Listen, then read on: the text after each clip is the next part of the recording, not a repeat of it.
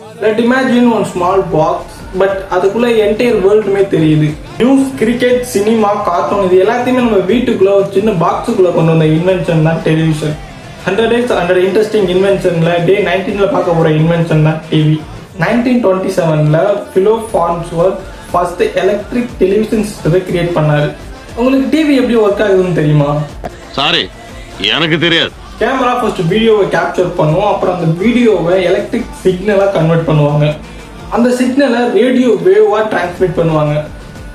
TV ஆண்டனாவுக்கு அந்த signal receive ஆகும். அதுக்கப்புறம் டிவிக்கு இன்சைடில் இருக்க சர்க்கியூட்ஸ் அந்த சிக்னலை இமேஜாகவும் சவுண்டாகவும் மாற்றும். அதுக்கப்புறம் தான் டிஸ்பிளேல இமேஜ் ப்ளஸ் சவுண்டாக நமக்கு ஷோ ஆகும். 1000 kilometers அங்கிட்டு நடக்கிற ஒரு விஷயம் நமக்கு இன்ஸ்டன்டாக ஸ்க்ரீனில் தெரியும். டெலிவிஷன் வர்றதுக்கு முன்னாடி ஒரு இன்ஃபர்மேஷனுக்காக பீப்புள்ஸ் பல நாள் வரைக்கும் வெயிட் பண்ணுவாங்க. அதுவே டெலிவிஷன் வந்ததுக்கு அப்புறம் உலகத்தை சுருக்கி ஒரு சின்ன பாக்ஸுக்குள்ள அடைக்கிடுச்சு.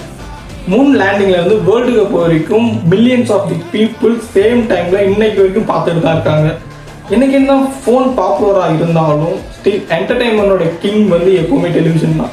One invention that changed the information, entertainment and communication forever, television. இந்த மாதிரி இன்ட்ரெஸ்டிங் இன்வென்ஷன்ஸ் பற்றி தெரிஞ்சுக்கிறதுக்கு நம்ம பேஜை ஃபாலோ பண்ணிக்காங்க.